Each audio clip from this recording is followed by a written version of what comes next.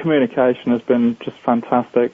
And even after leasing the property, Platinum Properties has kept in contact to check everything's okay.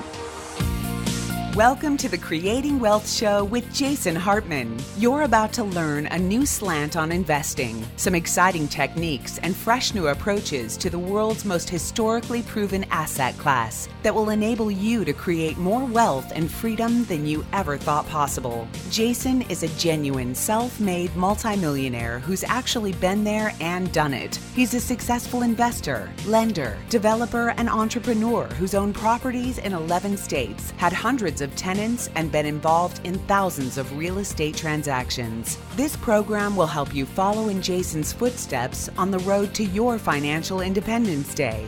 You really can do it. And now, here's your host, Jason Hartman, with the complete solution for real estate investors.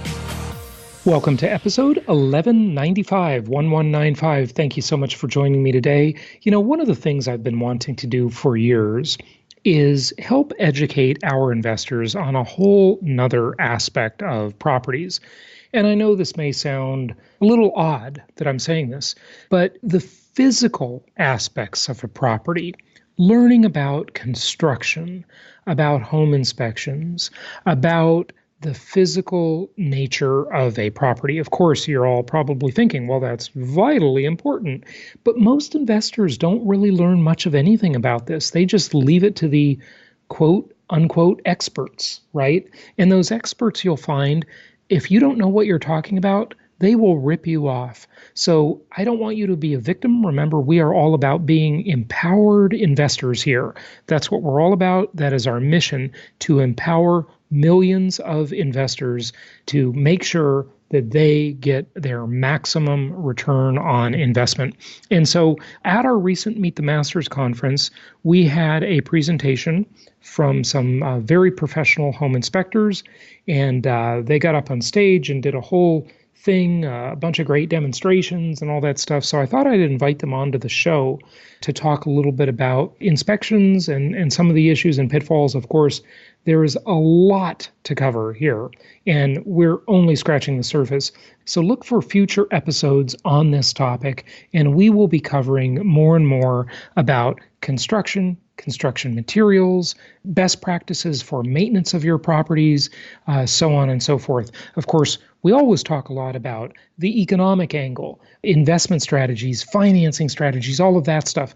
But we really want to make a push, a focus on the physical aspects of a property as well, so that you will be a very well-rounded investor. And that's what we're going to do today with our guest, who will talk about home inspections and such.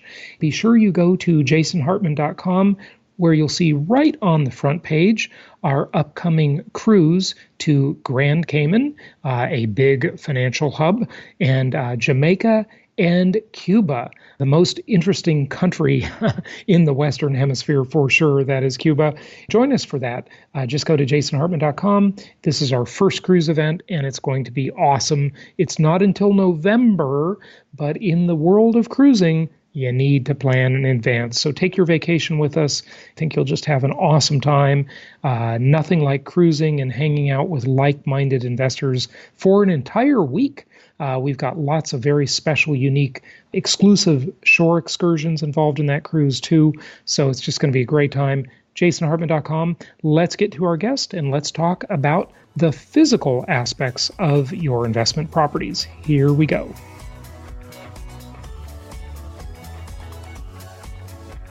It's my pleasure to welcome one of our recent Meet the Masters speakers, and that is Elite Group Inspection Professionals. They did an awesome presentation for our group at our recent Meet the Masters conference in Southern California. It's great to have them on the podcast talking about this all-important subject of home inspections. Guys, welcome. How are you? Excellent. Thanks, Great. Jason. Doing wonderful. Yeah, it's great to have you. Really enjoyed your presentation at Meet the Masters, so thanks for coming on the show. Go ahead and introduce yourselves individually for a moment so we can get an idea as to your experience level and resume and so forth.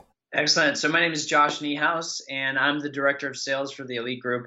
I've been with the company for 10 years, and in that time, we've we've actually doubled our business. Last year, we did 22,000 home inspections right here in Southern California. Definitely excited to be on the show, and I'll let Mike introduce himself.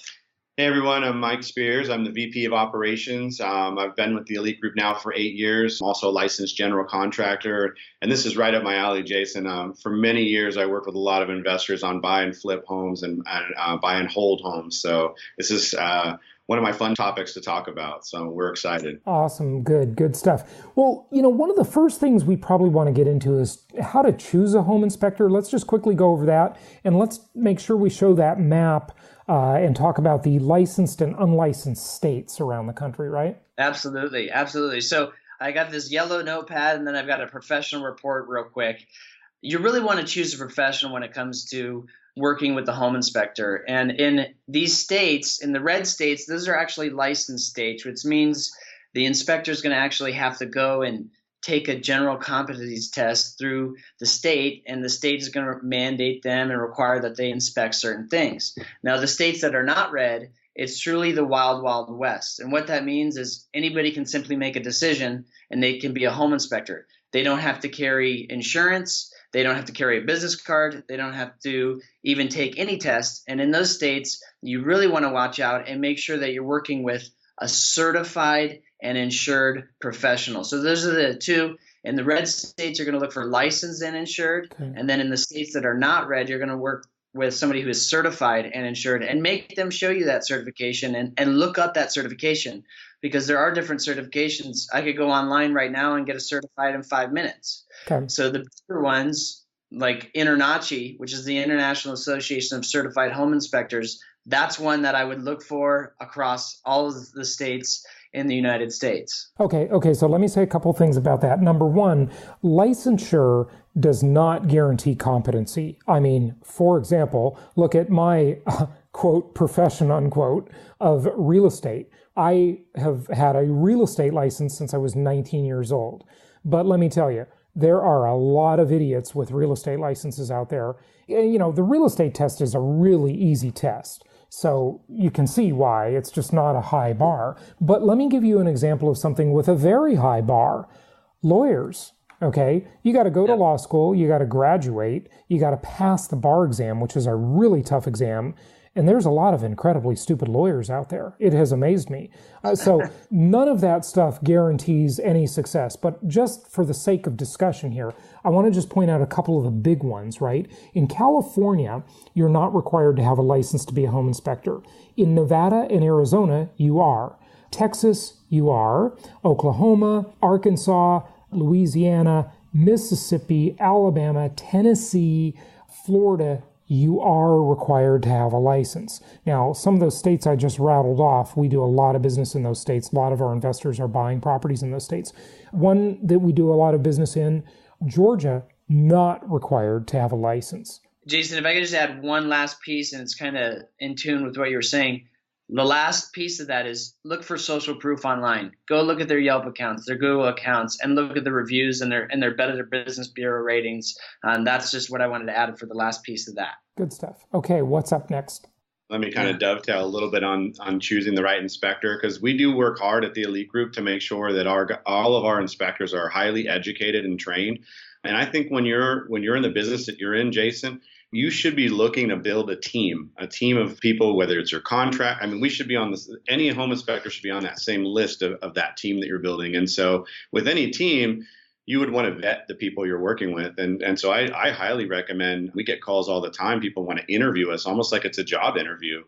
Find out who we are, find out where our education comes from, find out what our training is, what sets us apart from everybody else. That's, definitely do your homework on who you're going to have do your home inspection, because it is a big decision and you want the right people in there. I've seen a lot of guys get out of high school and they're posting YouTube videos that they're doing home inspections. And I have a lot of questions in my head about how, where did they get this knowledge and how do they really know what they're looking for? Sure. And so, you never know who you're going to run into. Good stuff. Okay, great. So what are some of the most common concerns from property buyers and investors? Essentially from every buyer in the history of I've done over 8,800 home inspections. And one of the most common questions I get is obviously the things that they're concerned about the most is how does the roof look? what's in the attic, and what does the foundation look like. Those are generally the three most important questions I get from the buyers, and it's because they're probably the three things that buyers don't know a lot about. Whether it's an investor may know some pieces about it, but they don't get to go up on the roof or go into the attic or climb under the house. So that's always that big question in their head. Those are the most common questions, and that's why you want a home inspector. The home inspector is going to climb himself up on the roof, or at least inspect it from various viewpoints, to give you a good general opinion of it all the way around.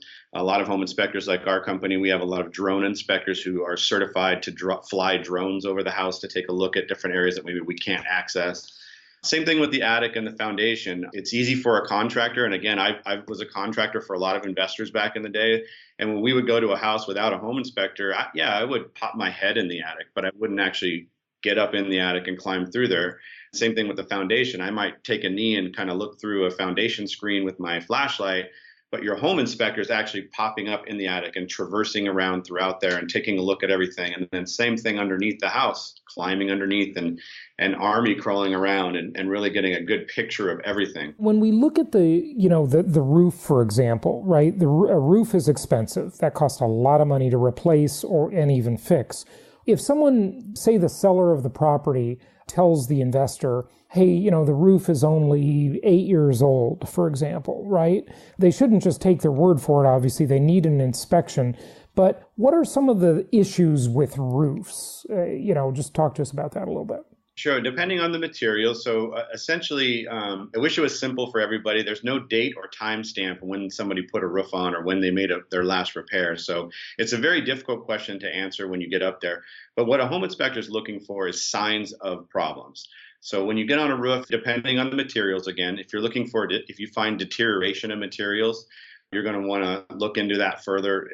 If it's tile roof and you have a lot of cracked and broken tiles, that's a sign of deterioration for that material. A lot of asphalt shingle roofs, the deterioration is more granule loss, discoloration, things like that. So we go up and we're basically walking the roof or getting around the roof and looking for signs of deterioration. We're also looking for signs of past repairs or any modification or alterations, because that's another sign that they may have had a problem. And so the picture that we have up now to describe to listeners is a roof that had been repaired and, with like this Flex Seal type material that we see on TV, as seen on TV, guys spraying this stuff around.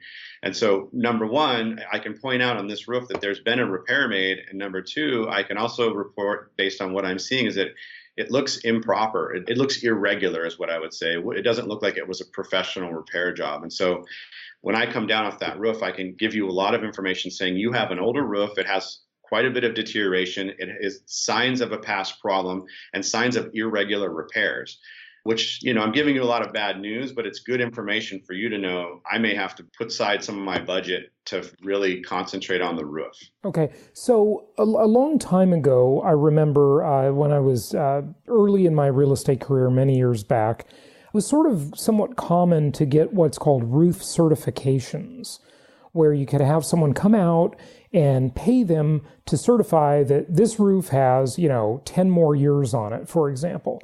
Is that done much anymore? And if it is or if it isn't, would it be meaningful anyway? Actually, it still is done to this day. Now, you have to be a licensed roofer, or there are certification programs where you can actually get just a roof certification person to come out and take a look at it. We always recommend the roof certification. It's a great extra, it's like a little extra insurance policy. Your home inspector is going to give you some general information about it, but yeah, roof certification will actually give you a maintenance plan that you should adhere to and kind of how long they expect that roof to last. And then they'll certify that, meaning if you have any problems within that time frame, as long as you've done that maintenance that they suggested, that they'll come back and make those repairs. So yeah, definitely it's available. All right. So what type of roofs are best and worst? Certain roofs are more problematic than others. Like, say, whatever roof we're talking, it's in good shape today, the given roof, the type of roof. But if it's a flat roof versus a pitched roof, a sloping roof, there's like different sets of problems with roofs. If an investor wants to sort of target what kind of properties they want to buy with what kind of roofs, what should they know about that? I would say, in my experience, and again, from the history of being in construction and home inspections, the lower the pitch on the roof, I tend to see more defects. So the flatter the roof, This all comes back to my whole motto when I teach my home inspectors is that everything about the house is to keep out moisture. And so if you have a pitched roof, the moisture is going to roll off properly and you can add gutters and drainage and whatnot. But when you have a flat roof, we tend to see a lot of water just settling in areas. That water allows the materials to deteriorate faster. It adds weight to your roof. So it adds on a structural component. It may start to, cause problems down the road. Just over time, those flat roofs, they're just unforgiving. So when you see it on like a patio, that's fine, that kind of a flatter roof on the patio cover. But the roofs that have the pitch are in my opinion, the best sort of construction type roofs. And, right. and we are seeing some new things, some newer type homes being built with more of a flat roof system, but they have no penetration points.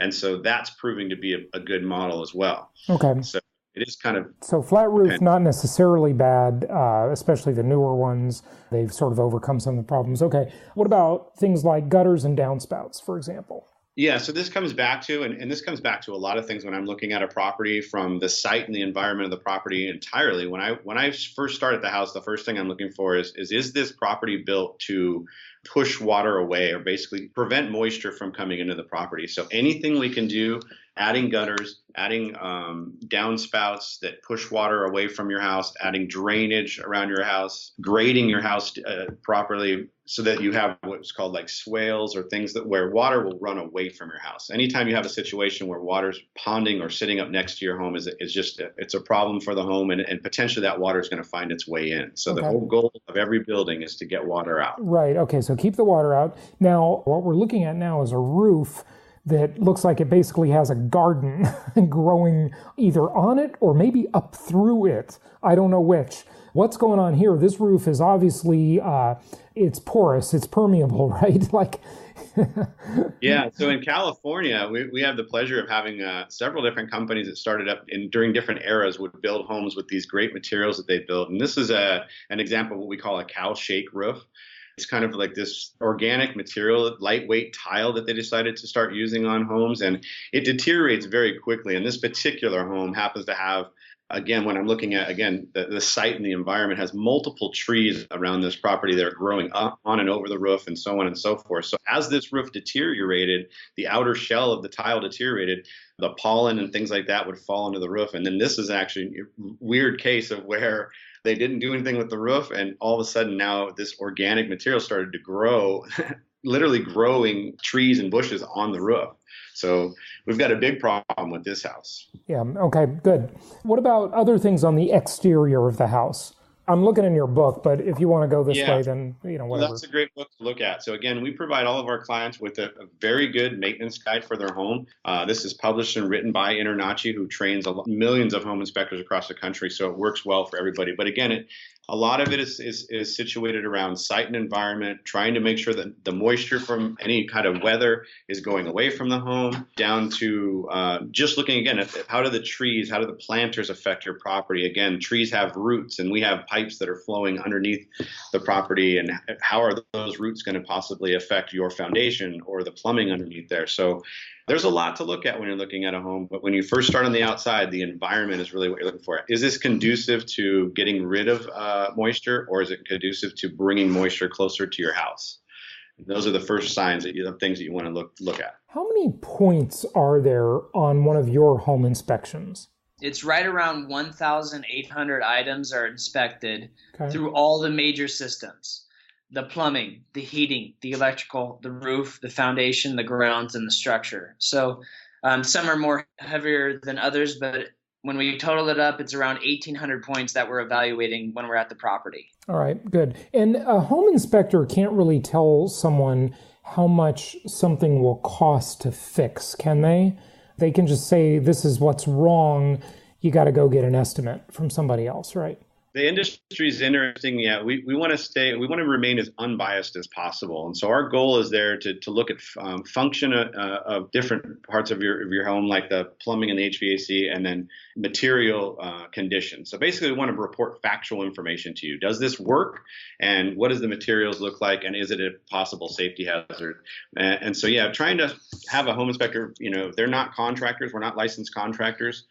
So we don't have the ability to give you the prices, and your prices may vary. Every home is different. Home built in 1910, might require a different set of contractors to do certain work versus a home that's built in the 80s and 90s. And so, we don't want to get too muddy with trying to pass out pricing. Yeah. Okay. Got it. What's next? Anything on the exterior? Anything else? The environment's important. Is water staying away from the house? We talked about the roof stuff. I'm the big moisture guy. That's my biggest thing. So again, we've kind of beat that to death. But the same thing occurs when you're inside the house again as well. You want to make sure that we're mitigating any moisture problems, and those are the ones that are sort of the sometimes hidden problems, and sometimes they're easy to see. I mean, any leaky pipes that we're seeing, any corrosion is a sign of moisture that's going to be occurring pretty soon. Are toilets flushing properly? Are sinks draining slowly, or are they draining at a normal pace? When I look at all of those things, do we have exhaust fan systems in our areas where we cook and where we use the bathroom? Those are all to mitigate moisture from the home. And so when we're inside the home, we're looking for signs. Are those things functioning properly, not having a problem? Are they old and probably need upgrading? And are there other signs like, again, corrosion, peeling paint, blistering in areas, mold? Sometimes we'll find that. Those are all signs of a moisture problem. And so when you're inside the home, just like on the outside, you're looking for, is my home properly mitigating moisture? So moisture and mold are big issues, obviously. Good. What else? Another thing I noticed that we try to do is not every building material has a date and time stamp on it, like we talked about with the roof. So one of the things we're trying to do is assess. I might go into an older home and I'm trying to assess how old is this fireplace, or how old is this water heater?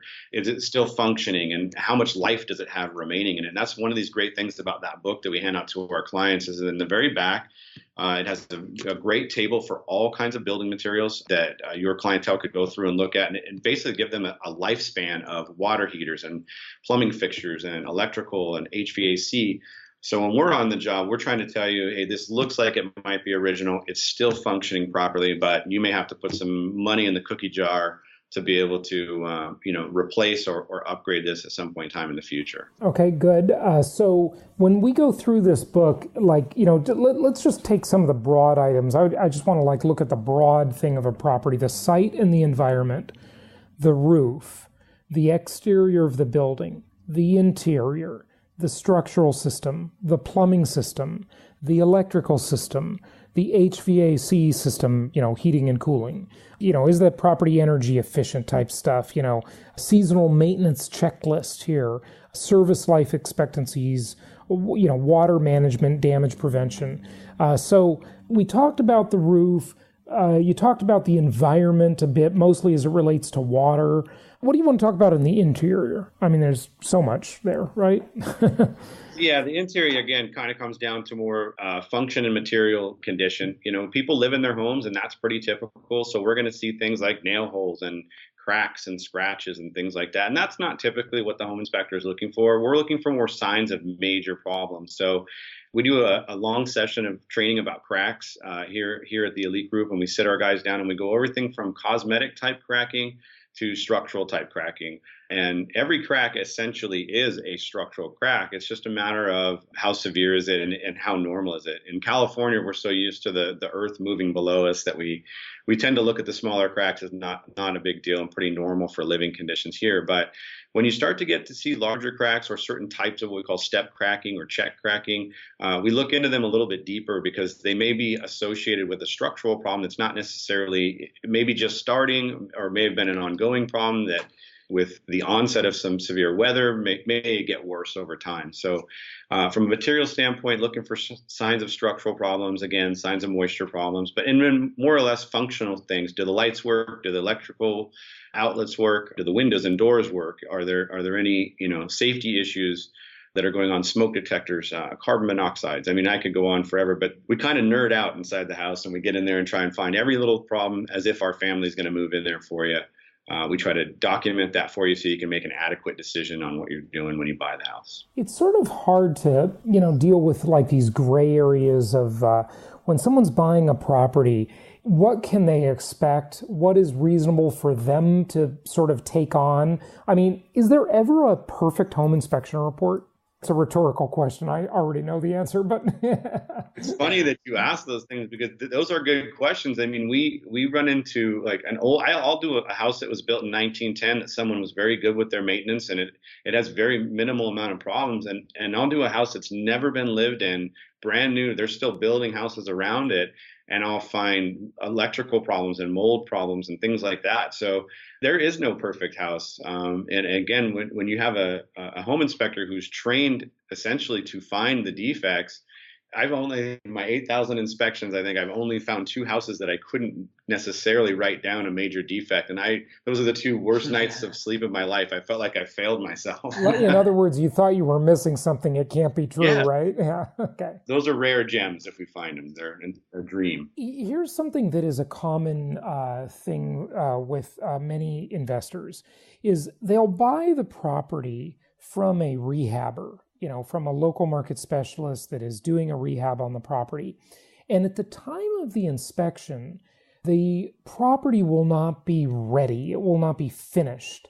So they do the inspection, and then they need to send the inspector back to do a re-inspection.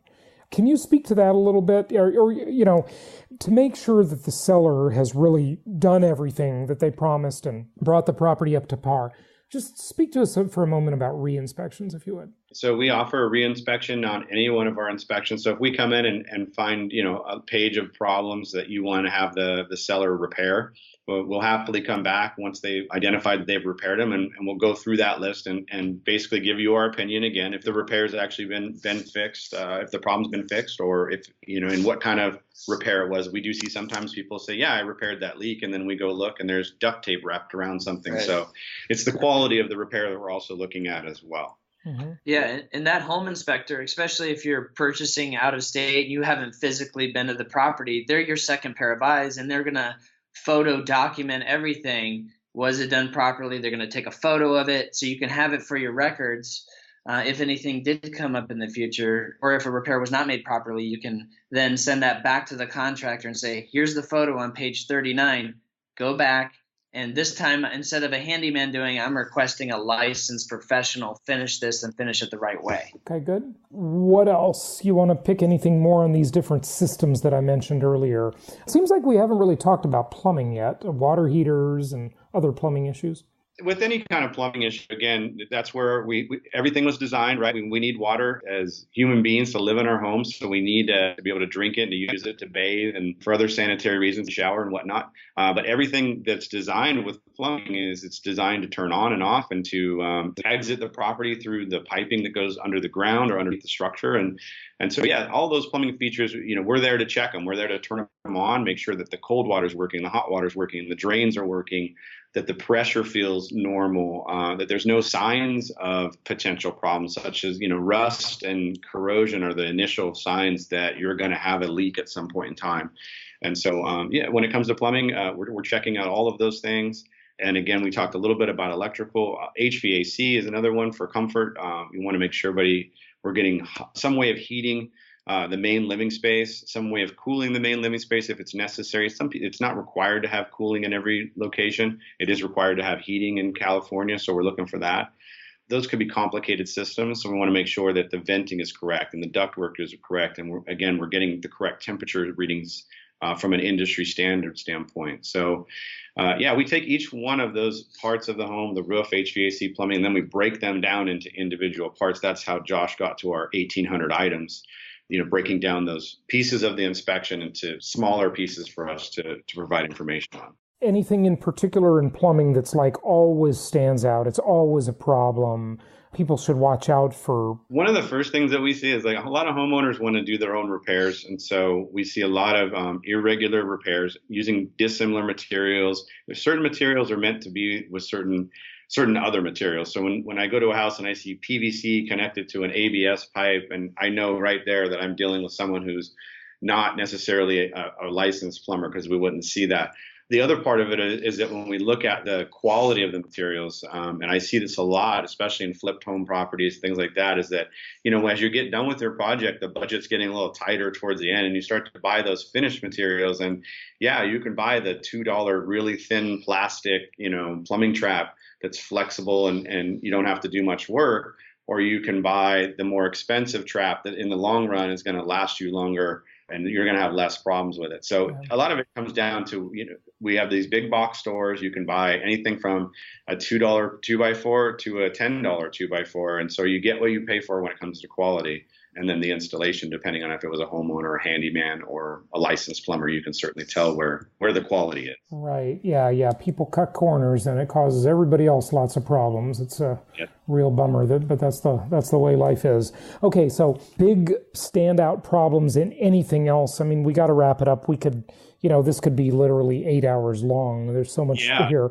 But, maybe HVAC systems. I think that's a good one. Very problematic. Lots of expense for air conditioning and heating. What are the red flag type of issues there? Depending on the age of the home, again, HVAC systems, I've seen some that are 100 years old and working like a champ and work great.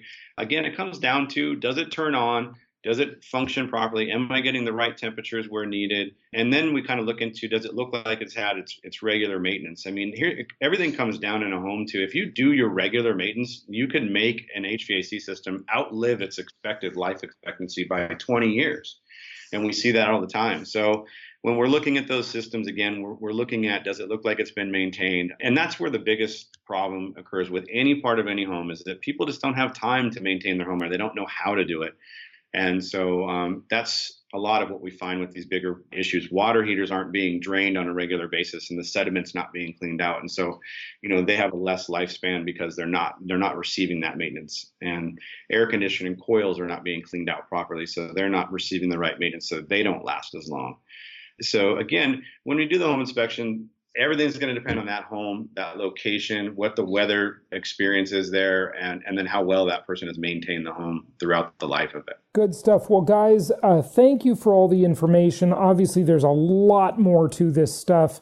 We're going to offer a resource at jasonhartman.com on this, so people can get some printed materials and things.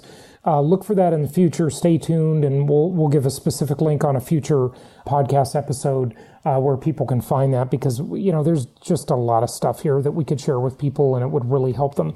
But again, thanks for joining us.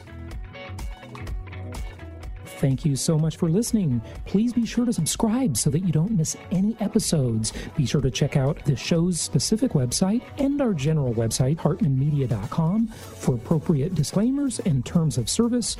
Remember that guest opinions are their own, and if you require specific legal or tax advice or advice in any other specialized area, please consult an appropriate professional. And we also very much appreciate you reviewing the show. Please go to iTunes or Stitcher Radio or whatever platform you're using and write a review for the show. We would very much appreciate that. And be sure to make it official and subscribe so you do not miss any episodes. We look forward to seeing you on the next episode.